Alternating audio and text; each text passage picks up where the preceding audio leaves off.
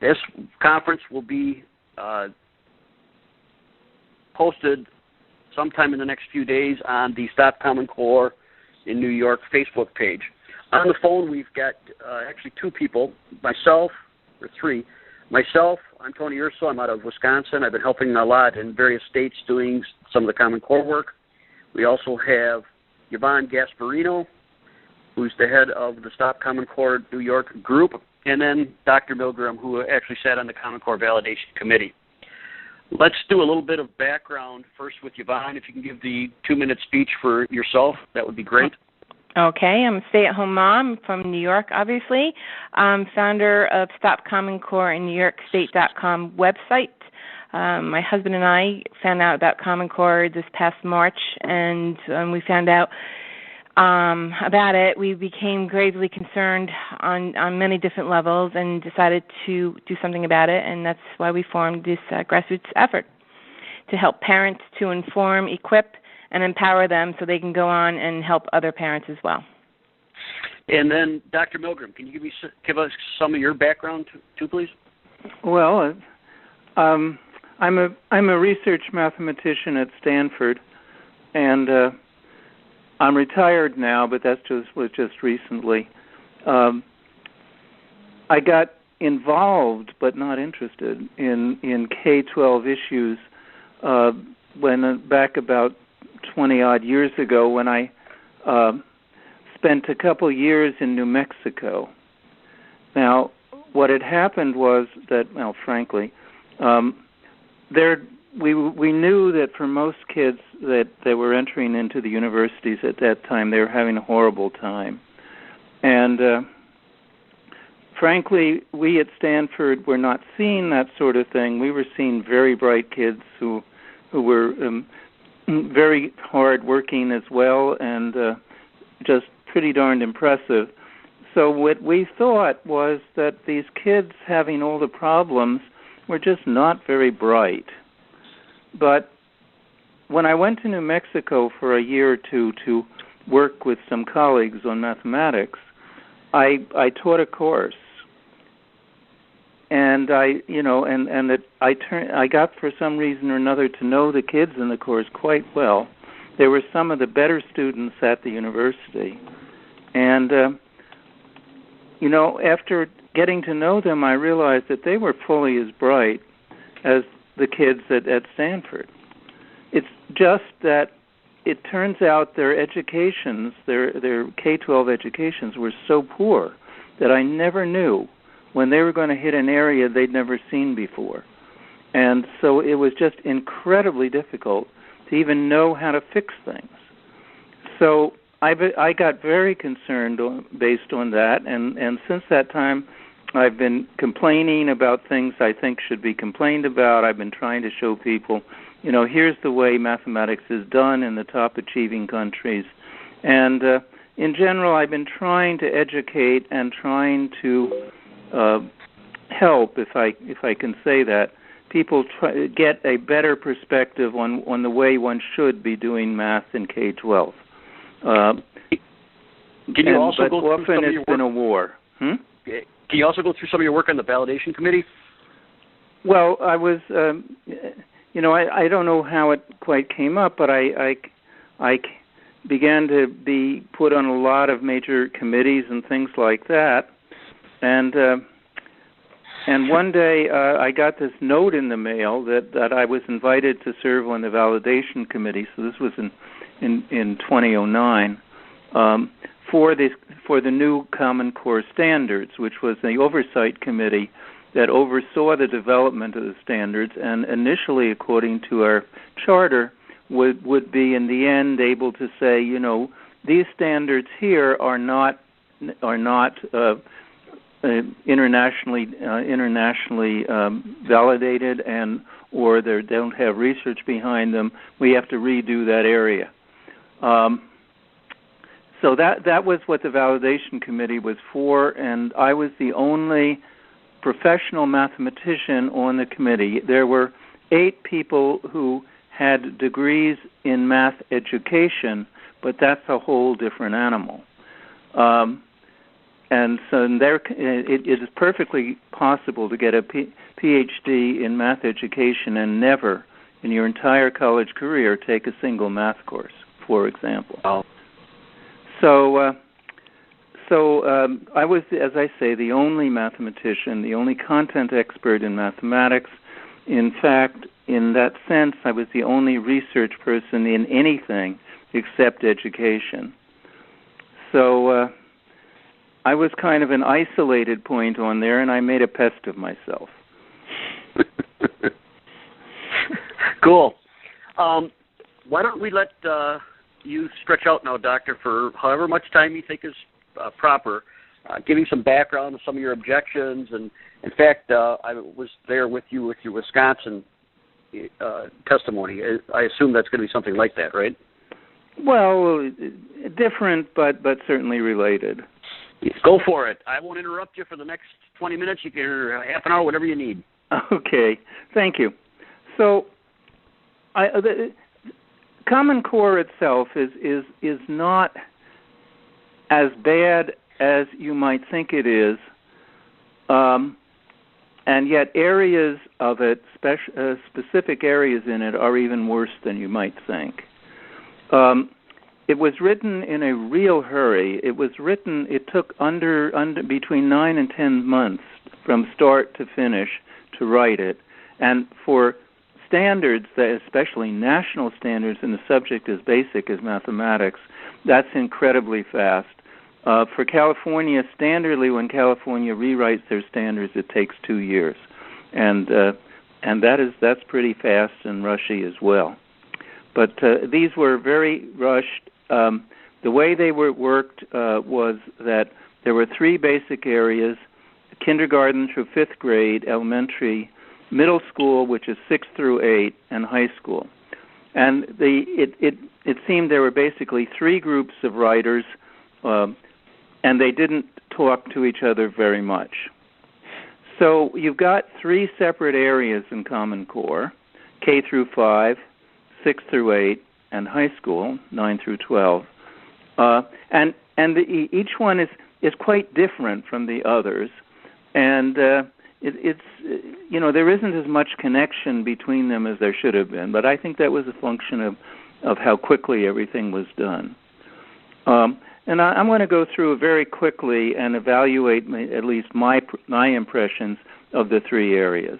Now, K through 5 actually is quite a decent piece of work, I think.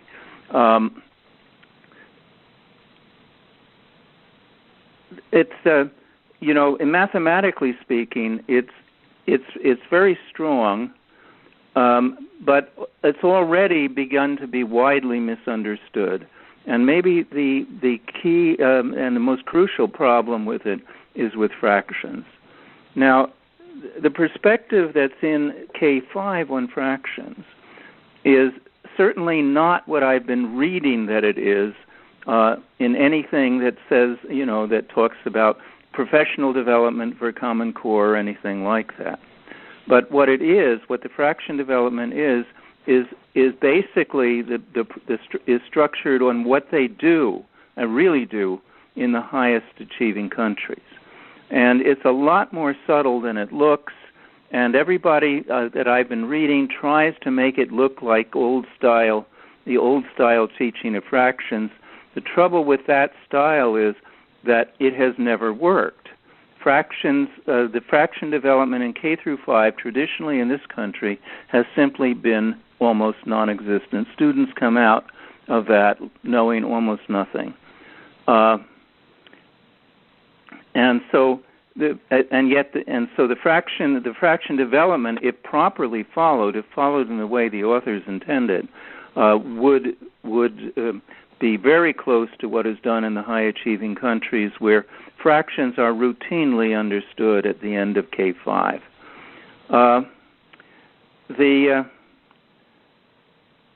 Another of the areas that's quite strong, much stronger than most of the states, is the development of place value and related things. Geometry is a little weird, but it's sensible mathematically. So all in all, K through 5 is among the best set of standards in that grade level of any set of standards in the country. I evaluate it as better than 90% of the state standards in K through 5. Now, in 6 through 8, there are more serious problems. The biggest problem, as far as I'm concerned, is the extremely poor job the standards do on ratios and rates. Now, later on in high school and even more so in college, this development of ratio and rates becomes the centerpiece of more advanced mathematics. So the failure here to develop a reasonable approach and to sensible explanation of what rates and ratios are is extremely serious. Additionally, grade 9 seems to be a grade where nothing is going on but the students are spinning wheels. I believe that what happened was that they had done so much in K through 7 that they had actually pretty much prepared the students to start in algebra in grade 8. But there were political reasons why that was not going to happen. And so they had nothing left that they could figure out to do in grade 8. So grade 8 is just sort of strange and empty. Well, that's 6 through 8. But 9 through 12 is where things really fall apart. And it shouldn't have happened. So I'm going to quote one of the three main authors, the three writing authors of the core standards in mathematics, Jason Zimba.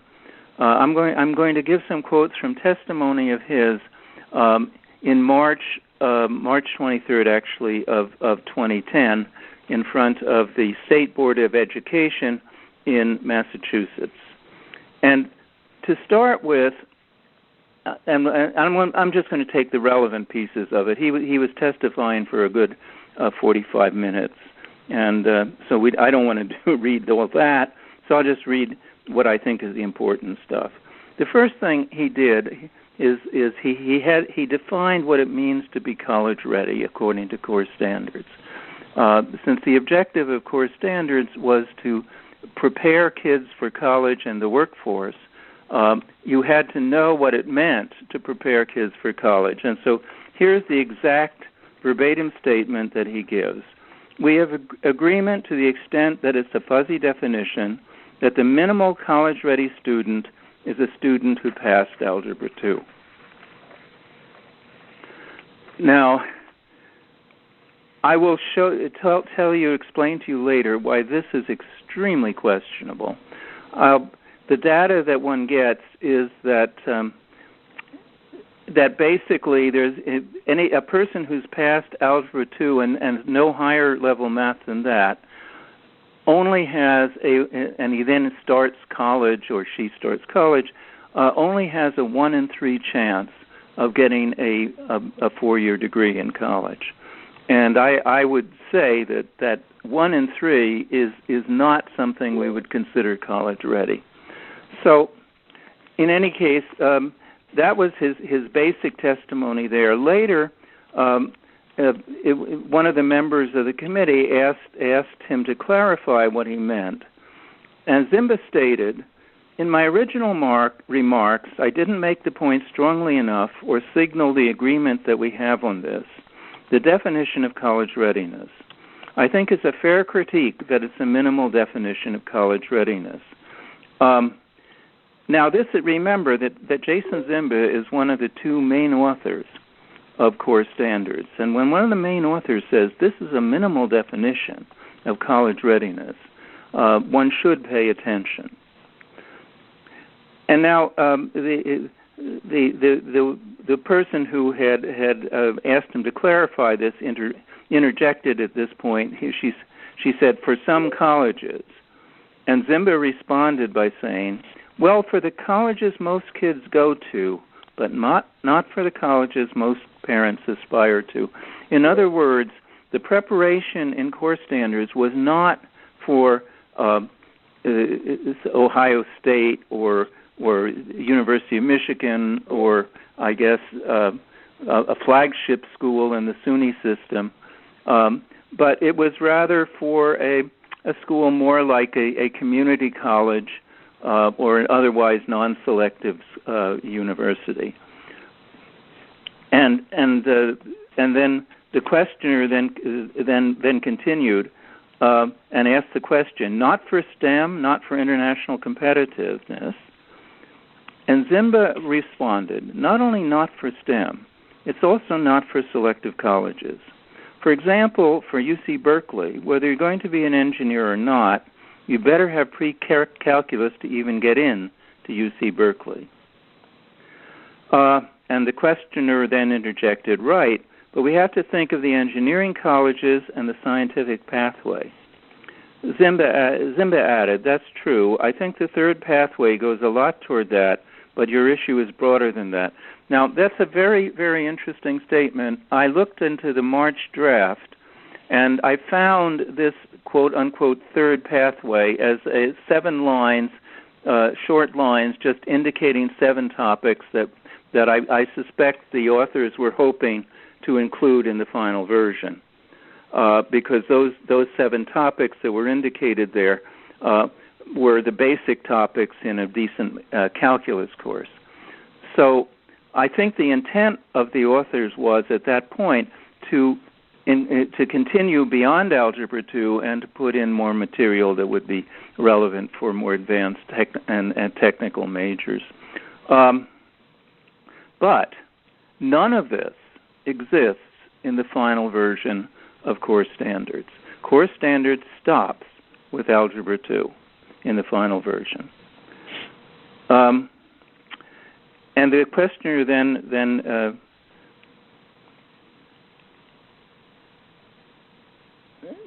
summarized her objections to this minimal definition by explaining this set of standards labeled as making students college ready, when the readiness level only applies to a certain type of college and a low level of mathematical expertise wouldn't command much international respect in areas like technology, economics, and business. At this point, it was really remarkable. Zimba appeared to fully agree as he said, okay, thank you. And I think it was pretty clear that Zimba was intending and expecting to be able to write reasonable, acceptable standards that would even prepare kids for areas like STEM. But he wasn't allowed to in the end, and the focus of the core standards is on preparing kids for a community college. And I don't know what they say in non-selective four-year university, but I'm not sure what that means. It might be something like a University of Phoenix. I just don't know. So this is the situation. And a little bit of commentary on what these things mean long term might be helpful. So let's look at the data that the federal government gives us on success rates for students in the universities, for students who attend the universities within maybe 2 years of graduation from high school, and where they give the odds of obtaining a bachelor's degree, a 4-year degree at the university, based on the highest math course that the students had taken. Turns out that this highest math course is the greatest single predictor of success in college of anything, including economic status, and anything else that one can think of.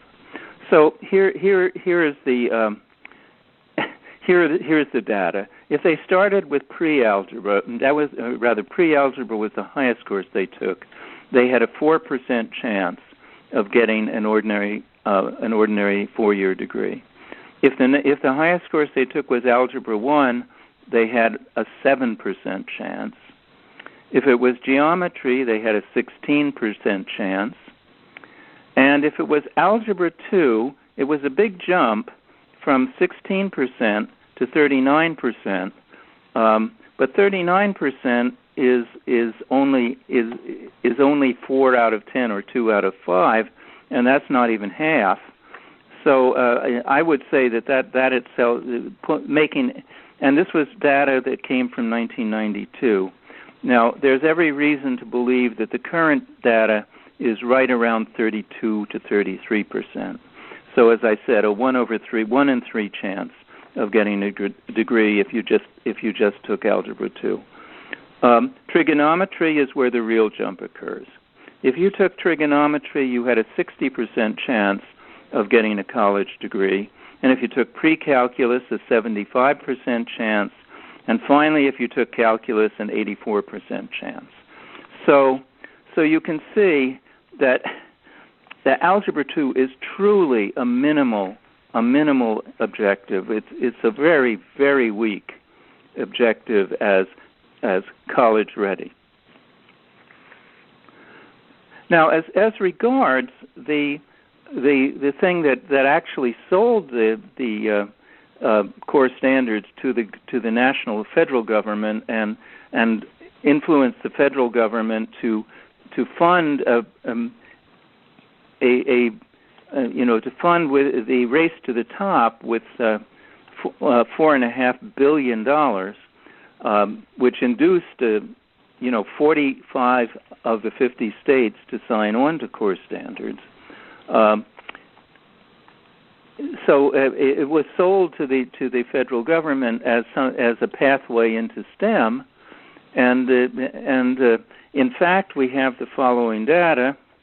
Again, from the federal government, this is their own data, that if the first course you took at the university was pre-calculus or below, then you had, and you were intending at that point to major in a STEM area, then you had a 2% chance of ever getting a degree in a STEM area. 2%. So 1 out of 50 kids intending to major in science, technology, engineering, or mathematics, only 1 in 50 of such kids who had to take pre-calculus as their first college course ever obtained a STEM degree. Okay, so this is the data that the government provides us, and there's one more piece of data that I'd like to mention here, and that's you can ask yourself the question, now if we're going to say we're only going to assume that you need Algebra 2 to enter college, what will happen? What is most likely to happen? Well, here's what's likely to happen, because that's what happens today to a somewhat lesser extent, is that the districts with the richer districts, the districts with higher socioeconomic status on average, those districts are much more likely to have to offer calculus and trigonometry and other high-level courses in the high schools than or the high schools in a less affluent district. The exact data today was that 72% of the high schools in the highest socioeconomic quintile offered calculus, but in the lowest quintile, it was only 43% offered calculus. So there's already an effect here that a subtle discrimination against kids if their parents aren't well off. Now, that's going to get worse. That's going to get worse under core standards, because under core standards, there is absolutely no reason why a high school has to offer more than Algebra 2. So what's going to happen is that the high schools in the highest economic quintile and maybe a little below that are going to have at least a 7 out of 10 chance that they're going to be able to offer calculus to their students, but this 43% that is current is very apt to go down as teachers retire, and there's no reason, no impetus in these colleges for the lowest quintile to replace them. Then, after all, they don't need anybody who teaches more than Algebra 2. So it's inherently unfair as well. And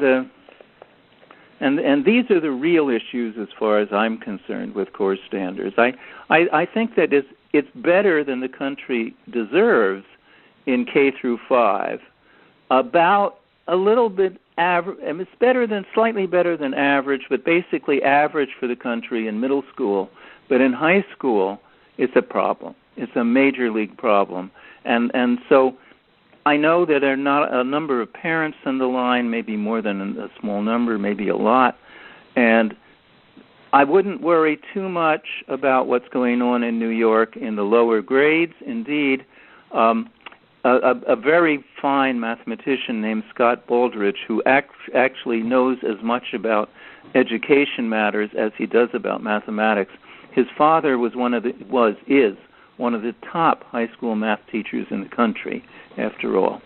So Scott Baldrige has been writing for New York these modules that will be used extensively in the state in the elementary schools, and I trust him, and I trust that he'll be able to do a job with those modules that will align them properly with the quality of the material in K5, which, remember, is quite decent. So I think that the education in K5 is no reason for concern. The education in the middle school there are reasons to be concerned about it, and right now there's no doubt that New York's middle school standards, their old ones, were better than core standards are.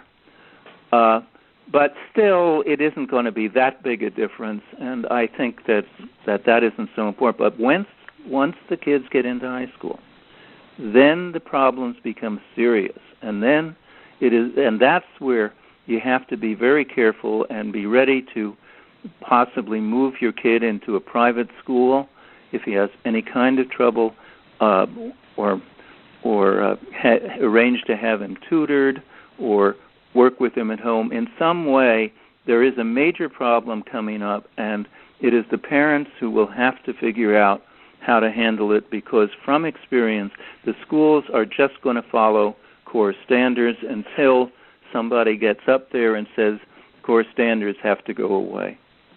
Okay, so I think that's as much as I need to say, and I guess there are a lot of questions out there, and I'll try to answer them if I can. Okay, excellent, Doctor. Yvonne, you've got the list of questions. Why don't you zap off a couple of them and let the doctor answer them? Absolutely. Thank you so much, Dr. Milgram. Appreciate it. I'm just going to go right down the line that we sent out earlier today. The first question is, why specifically is the workload so difficult for younger grades? What is the purpose for overwhelming kindergartners and first grades, et cetera, et cetera? Yeah, well, I think there's a bit of a misconception there. I won't disagree that it's a kind of a shock for the kids, but the thing you have to keep in mind is that standards were written under severe deadline restrictions, that the entire process took 9 to 10 months, and it was just too short. As a result, things weren't read through carefully enough. There are many inconsistencies and ill-thought-out sequences in the material, even though, as I indicated, the overall mathematical level is quite solid.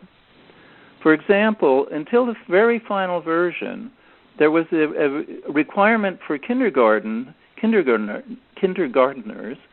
was counting to 125. But in first grade, the counting requirement was only to 100.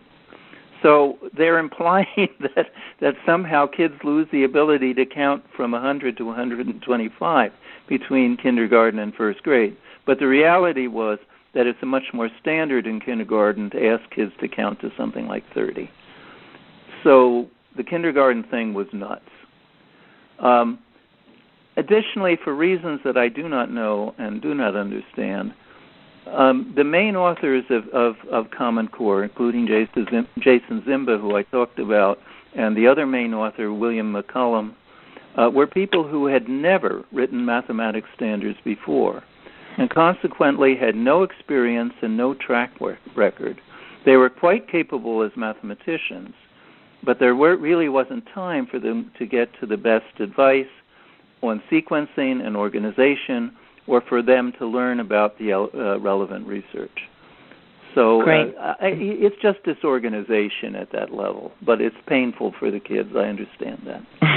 Thank you. Okay, the next one is, why did they lower the standards for high schoolers in most cases from before? Yeah, that I covered, I think. I mean, I didn't cover the why, and the best I could do on the why is a conjecture. Okay. I think it's a pretty informed conjecture, but it could be completely off base. So there were basically three groups involved in overseeing the development of the math standards: Achieve, the Gates Foundation, and Mark Tucker's organization, NCEE. Tucker appears to strongly believe in what's called efficiency, which basically means teach the minimal amount of material that students will really, really need in their jobs and daily lives. And don't burden these kids with more than they absolutely need. Unfortunately, his group believes that Algebra 1 is actually sufficient preparation for college and the workforce. Remember, was the data for Algebra 1 4% success rate? And yet they believe that that's sufficient for college. But they were very, very influential in the design and the structure of core standards. So the original draft in September of 2009 only covered material through Algebra 1. Now, frankly, that was one of the points where I screamed. As a member of validation, I could do this. And what I said was that this Algebra 1 was nowhere near good enough. But one thing was, it really amazed me how difficult it was to get anything else added. And all I was really able to do was get most of Algebra 2 included, but I couldn't get anything more advanced than that included, and this is the way things ended up. So, I think there were concerns that were political, that were basically driving the overall structure, and ultimately I believe those were the reasons that the high school was just so abbreviated. Okay. What is a good way to fight back against the math so our children can learn the basics?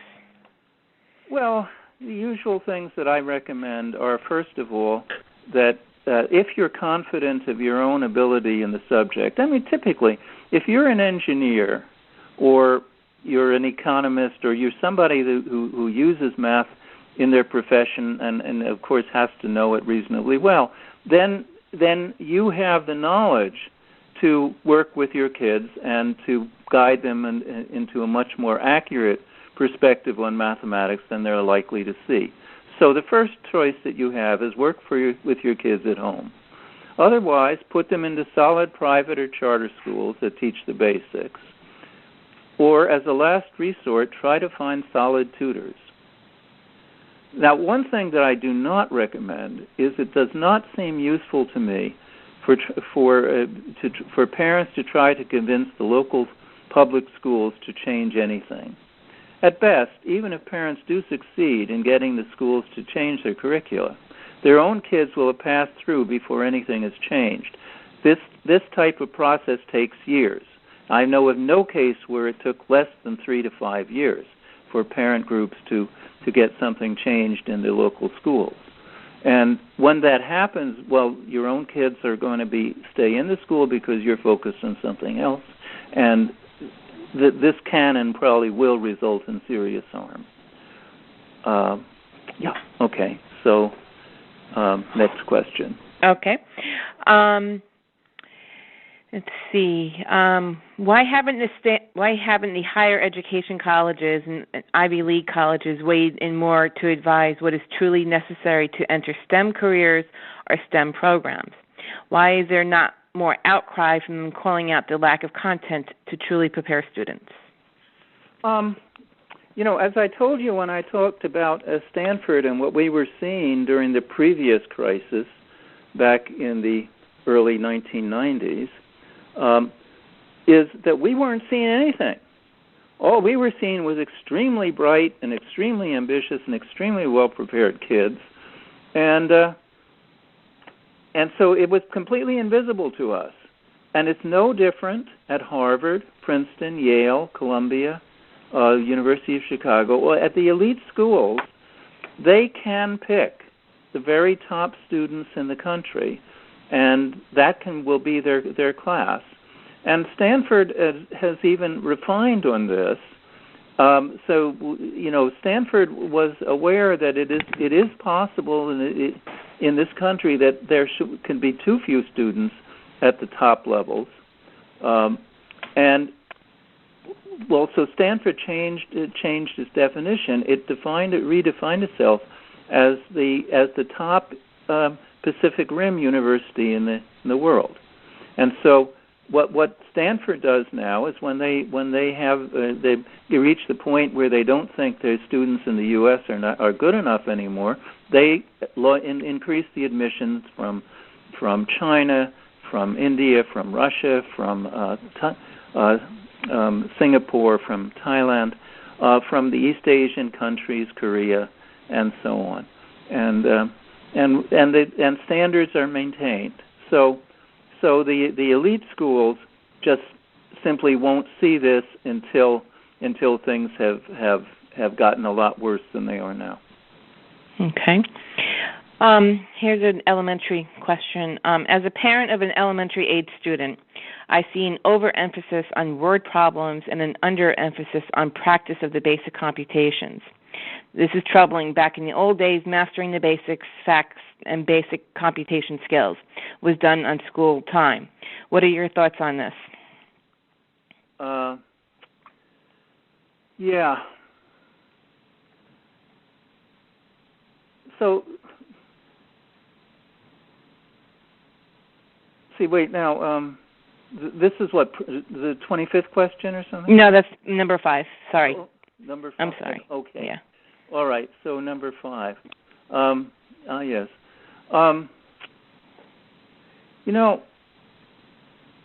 I agree, but maybe not for the same reasons. I believe that students need to get a lot further in mathematics these days than was typically the case for past generations. In particular, they need to be able to handle abstractions far better than we had to. However, to my knowledge, the best way to get to this level is to really, really learn the basics well. However, there's a tendency on the part of educators, in particular professors in the schools of education, to say, if they need to learn, for example, problem solving or word problems, as it were, then we will simply teach it. But that doesn't work in mathematics. I mean, we can't skip anything in mathematics. Mathematics is the most hierarchical of all subjects.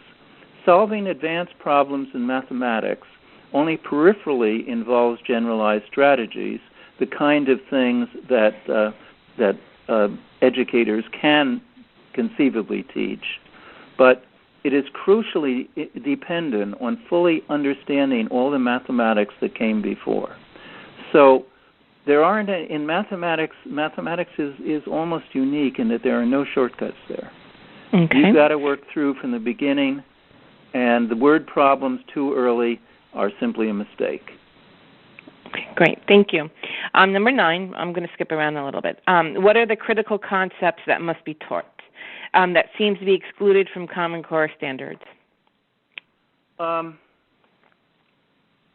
Yeah, I think we've got a pretty reasonable understanding of the key things that students need.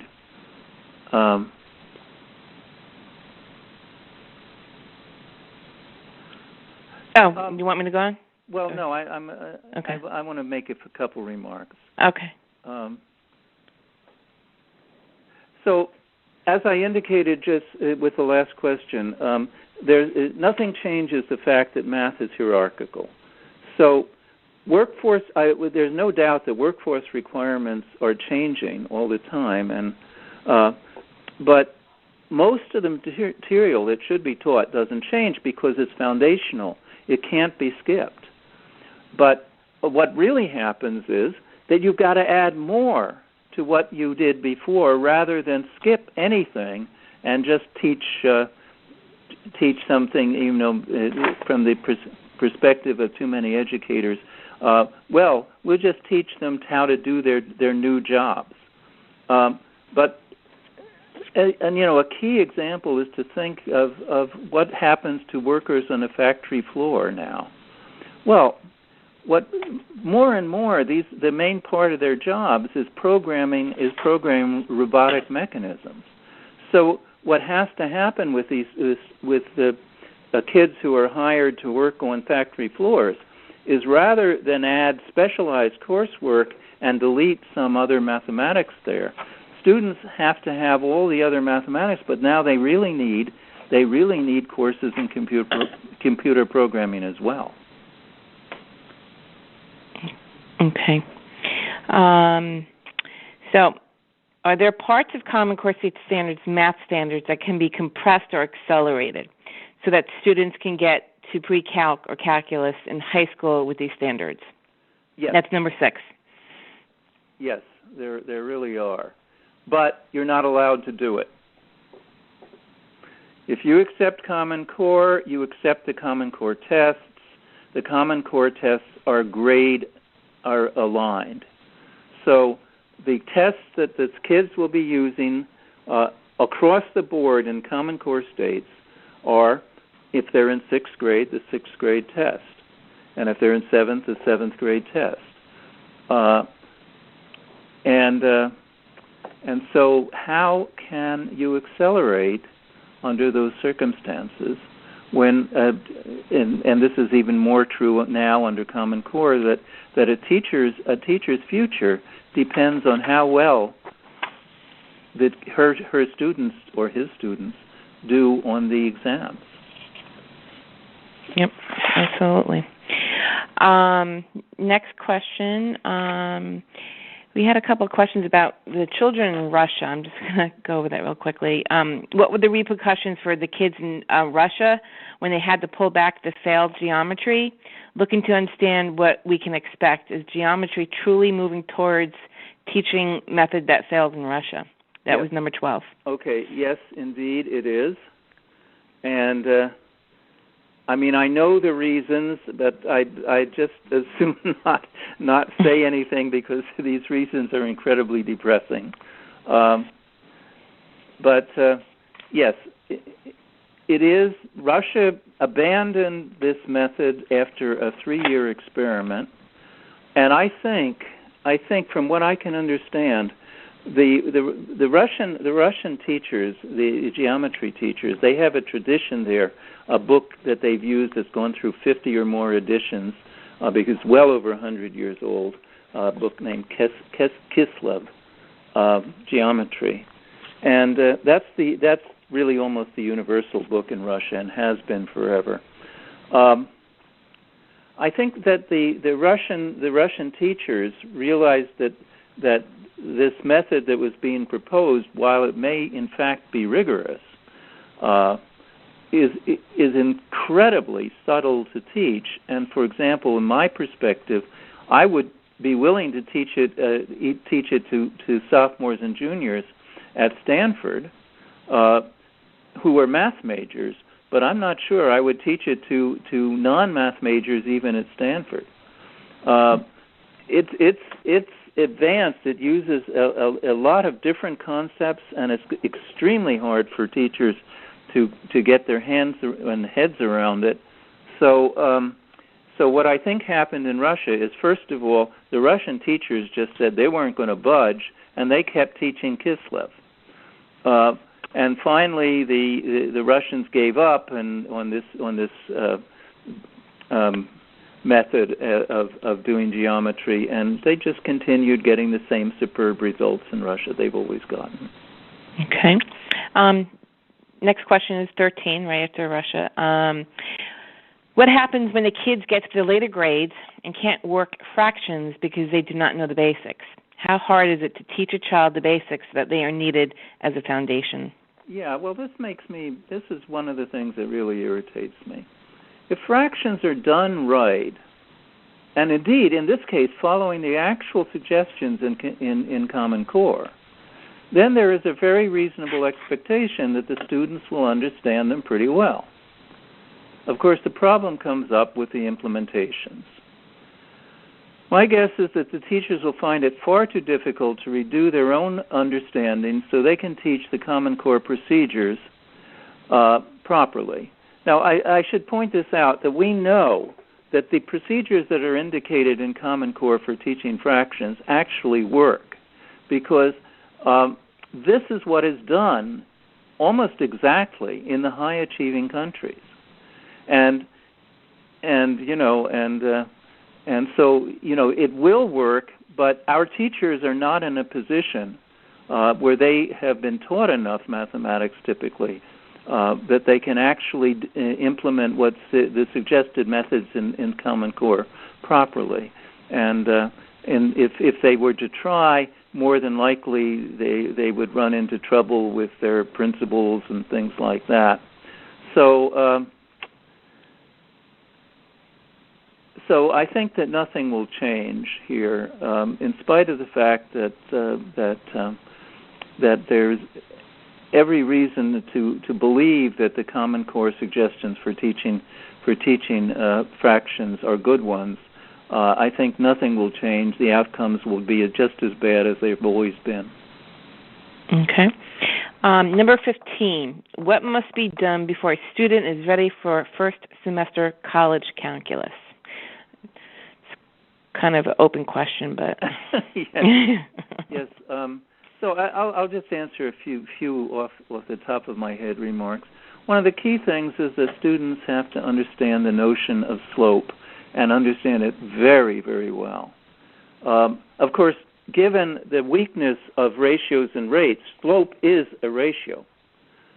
Given the weakness of ratios and rates in Common Core, there's very little expectation that the students are going to understand slope any better than they do now, or they may very well end up understanding it less well. Additionally, students should have some appreciation of some basic concepts. They need to know what continuous means, and they need to know something about limits. And this is material that should be in a pre-calculus course. But since the Common Core doesn't indicate anything about pre-calculus, who knows what kind of things the kids are going to learn. Okay. And there are other things too, that trig functions and how they work and how they and being able to graph them and things and to graph quadratics and related things. All of these are extremely helpful when they hit calculus. And again, these are all things that are either absent or pretty much suppressed in Common Core. Okay. Number 21, can you explain how Common Core pushes Algebra 1 to 9th grade? That was 21.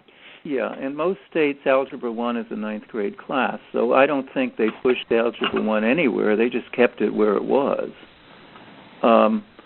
But I think, again, in some states, certainly it was the case in California when Algebra was a 9th grade class. students could often test into Algebra 1 course a year or two earlier. So there were some 7th grade students that were taking Algebra 1 even 25, 30 years ago.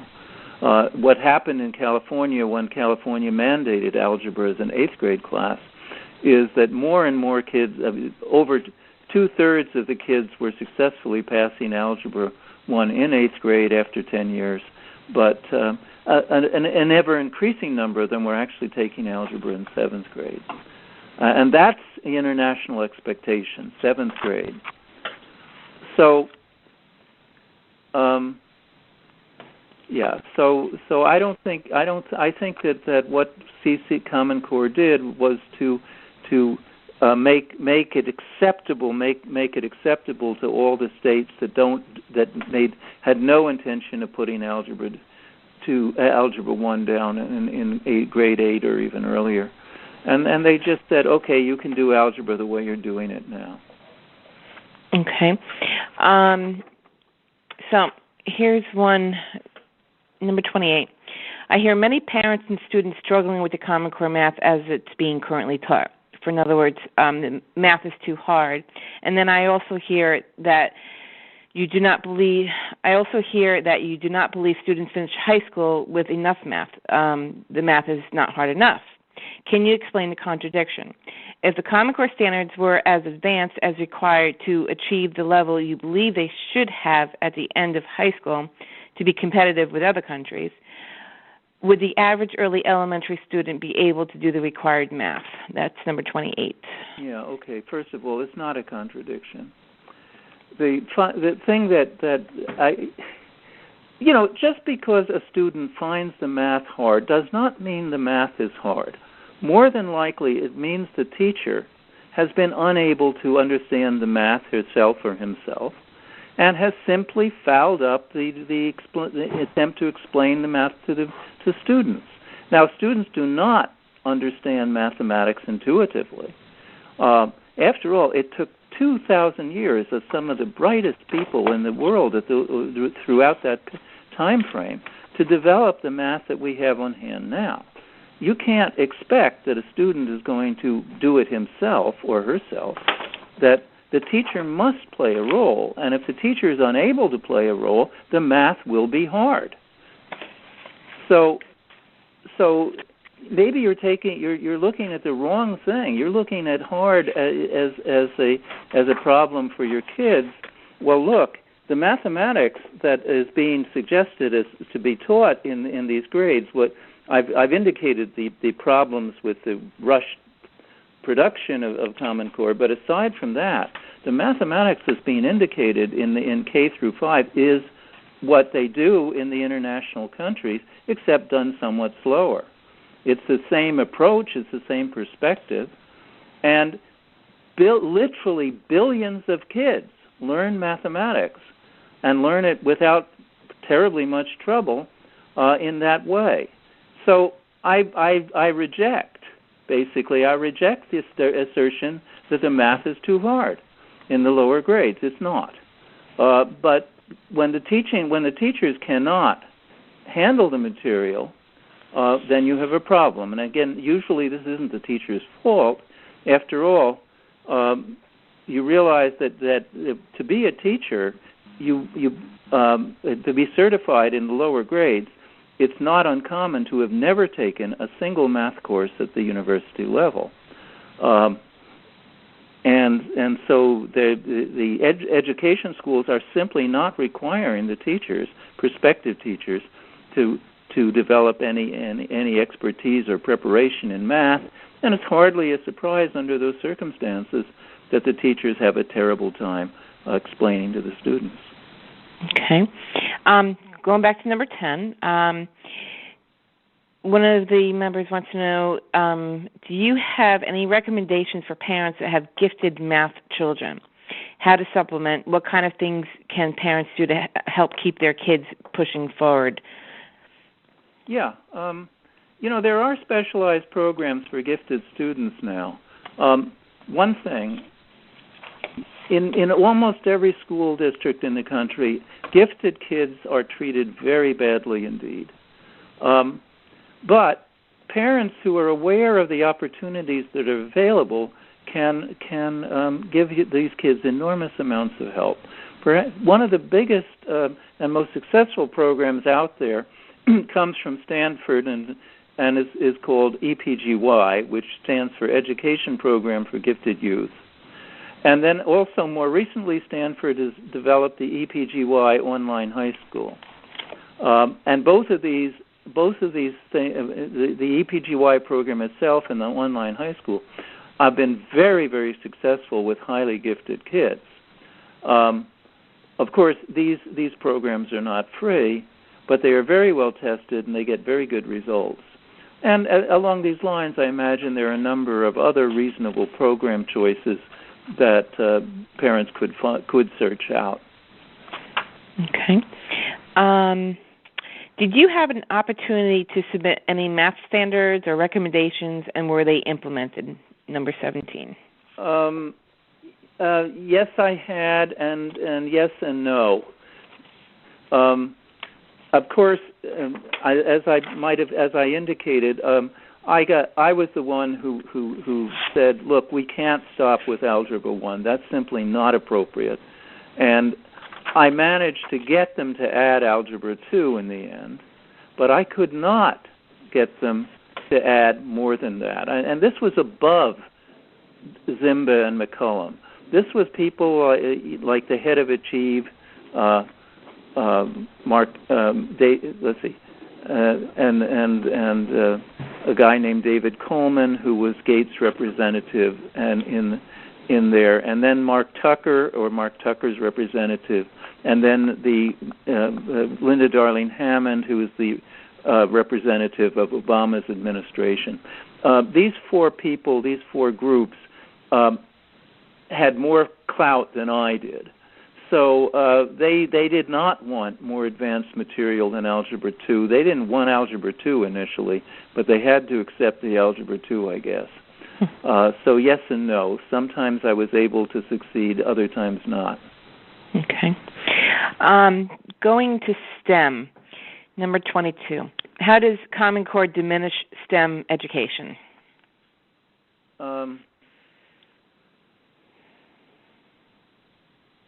Let's see. I think I covered that. Did you? Yeah. It's just. Okay. It's just that when one does not require high schools to give more than 3 years of mathematics, culminating in Algebra 2,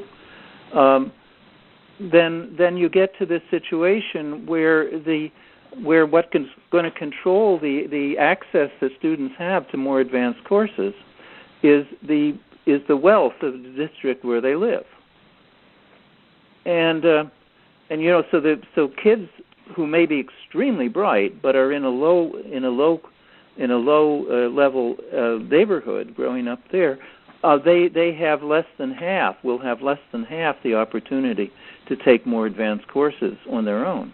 The schools simply won't offer them. Okay. We have here, it's number 25. As a parent of a child in elementary school, primary grade, I'd like to know what your research and experience tells us about how kids learn math. Is there a quote-unquote set way most kids develop their number sense and reasoning, or do children approach mathematics in a variety of ways depending on their background and learning style? Is there one quote-unquote right way to do math? Well, it's a very interesting and somewhat difficult question. What is the case is that there's a sequence of things kids have to learn. First, they have to learn basic numeration, that is counting objects, knowing the number words in our language and using them. Second, they need to be able to abstract the concept of numbers, or rather more accurately, abstract from the counting numbers to the concept of numbers in general.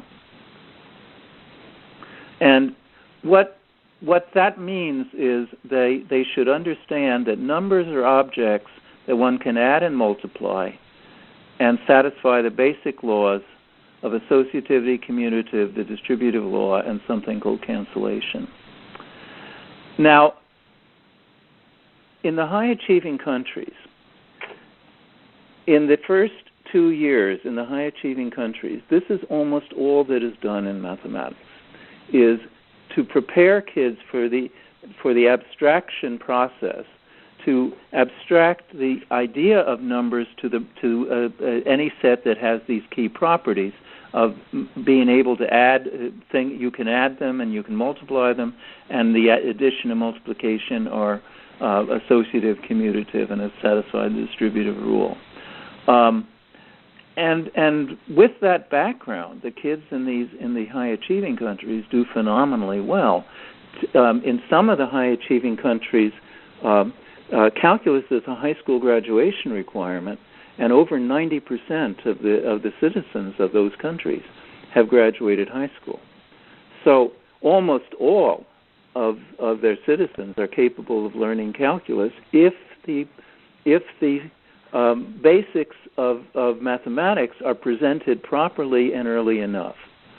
And they know how to do it, and we can discover what is being done in these countries, and we can do it as well.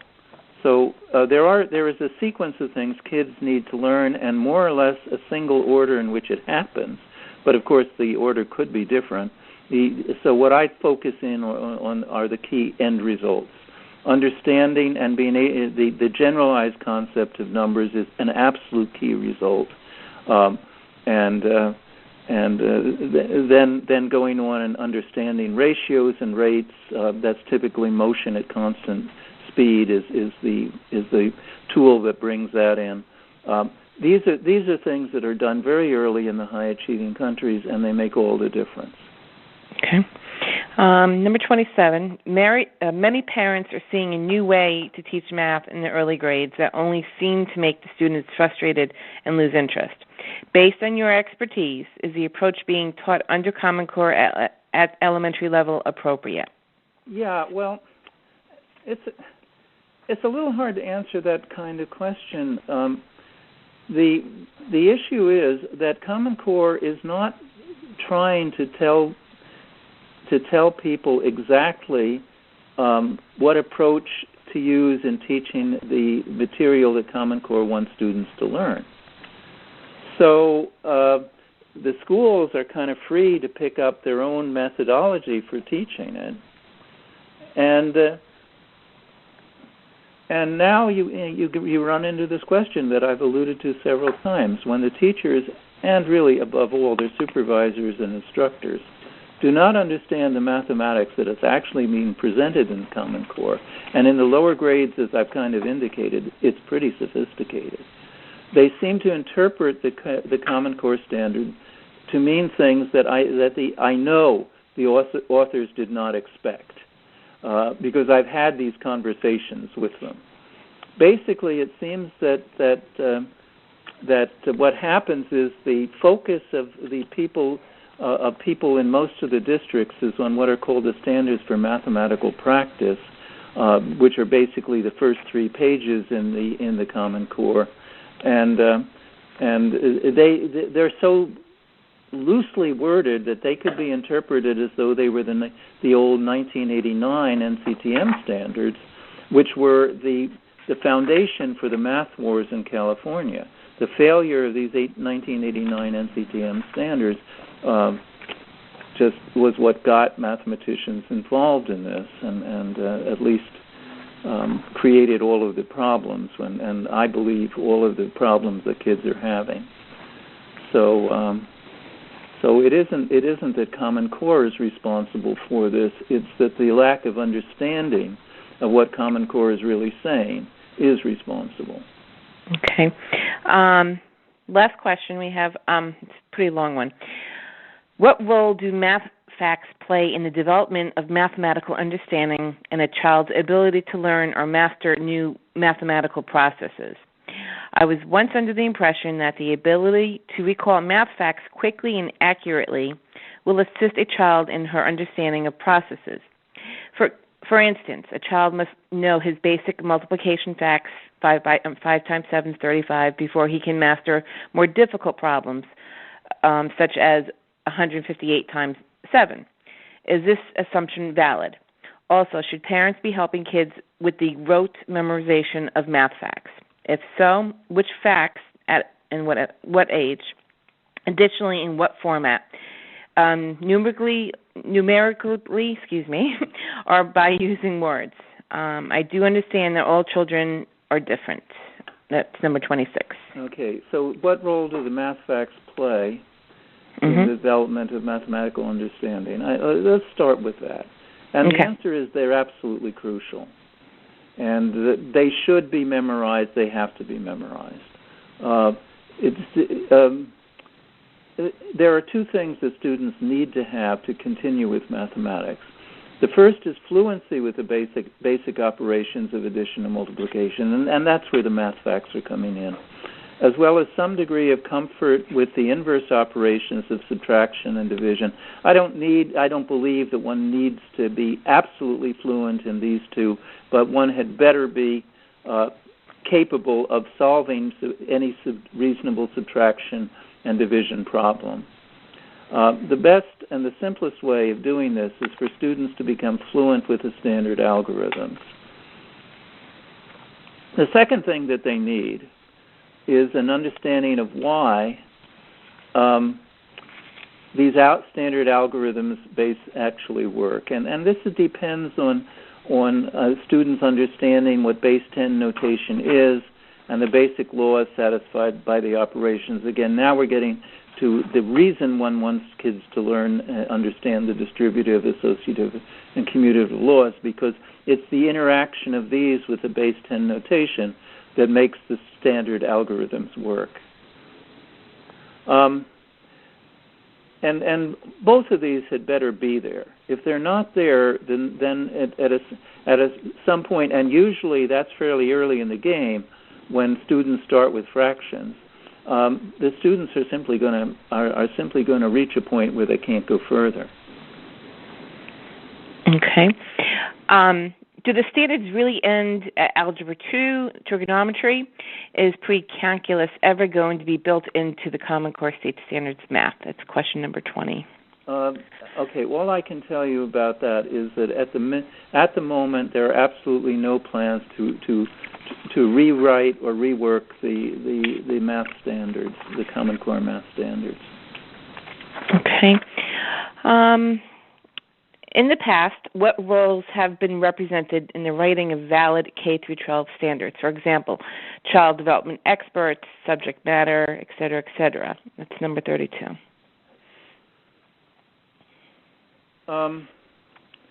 Okay, in the highest achieving countries, the dominant role has been played by actual mathematicians and math educators, but these math educators have a distinctly different preparation than math educators in this country. I don't know if I mentioned this, but it is also possible for a person with a PhD in math education to get their degree having never taken a single course in mathematics at the university level in this country. But in the foreign countries, the math educators, in the high-achieving foreign countries, I should say, the math educators have actually had to take all of the basic mathematics course that any other PhD in mathematics takes.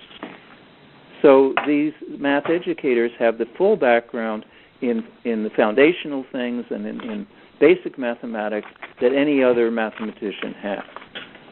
But these are the math educators who are involved, besides the research mathematicians, in the preparation and development of the standards and curriculum for the high achieving countries.